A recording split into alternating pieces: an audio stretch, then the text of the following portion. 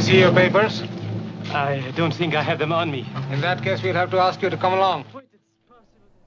From Casablanca to today, a demand to produce personal documents can be uncomfortable. But post-pandemic, it's something we'll all likely to have to get more and more comfortable with. We could be asked to show proof we've had the shots in order to get on an airplane, go to a concert, or go back to work. Joining me now is medical ethicist Arthur Caplan, a professor at NYU.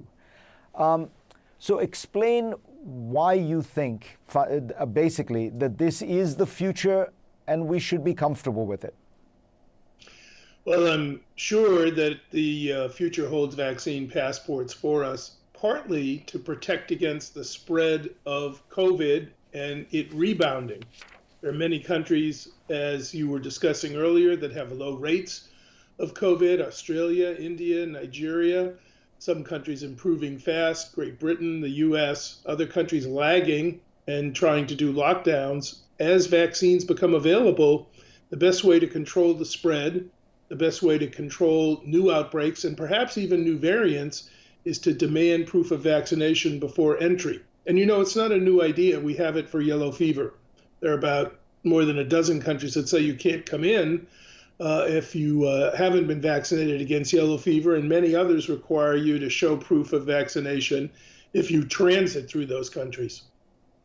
What about the concerns that many people have about privacy, about the privacy of their health data? That is this, is there a slippery slope here? I'm comfortable telling you whether or not I have COVID, but does that mean that it becomes okay to ask about other things?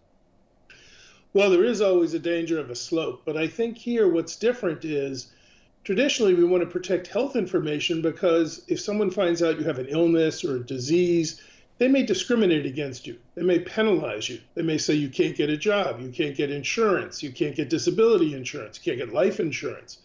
With a COVID certification, you're going to gain freedom, you're going to gain mobility, and I'm going to suggest that you're probably going to be able to get certain jobs. If you want to work on a cruise ship, I can't imagine that they're not going to be advertising that everybody who's on the staff and the crew is vaccinated, so come on back. So the difference, if you will, is it often is the case that health information, when released, threatens to harm you. In this case, being vaccinated threatens to benefit you. It goes in the other direction. What about the effect on inequality? I want you to talk about it in two ways. First, there is going to be an inevitable inequality in that there are, even within countries where things are going well, like the United States, there are going to be people who don't have the vaccine. Sometimes that will tend to be people who come from maybe poorer communities or perhaps places where there's historically been reluctance to get vaccinated. And secondly, of course, the rich countries are hogging the vaccines. And so maybe appropriately because they've paid for them. But the point is, you are going to exacerbate the divide between the rich and poor around the world. First within even the United States, and then the rich versus the West versus the rest, if you will. Well, remember, vaccine passports or even vaccine requirements do depend on access. It's hard to impose anything unless you are pretty sure that somebody can get a vaccine. So I think it'll be a little while before we see this, let's say, within the US. But there are going to be communities and areas of the country where it starts to make sense due to high availability of vaccine to say, you want to come back to work in person? Got to show me a vaccine certificate. You want to go in a bar, a restaurant?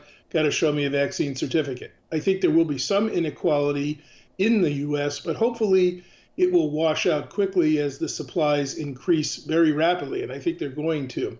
It also gives you an incentive to overcome vaccine hesitancy. Some people are not sure still whether they want to do the vaccine, but if you promise them more mobility, more ability to get a job, more ability to get travel, that's a very powerful incentive to actually achieve fuller vaccination. Internationally, those problems are there. There's no denying it. There are going to be countries that are way behind in terms of having access to anything.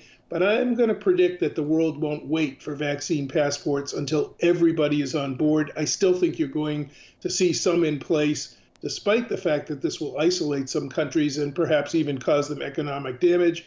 It's just the better off and the lucky in a certain sense, not wanting to wait for everybody to come on board.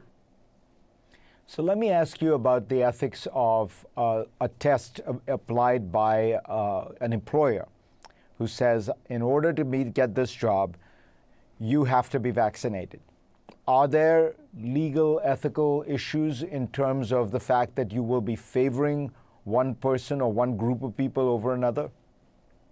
Well, there could be, and I think we'll see that happen. That's more mandating a vaccine for the right to work, if you will.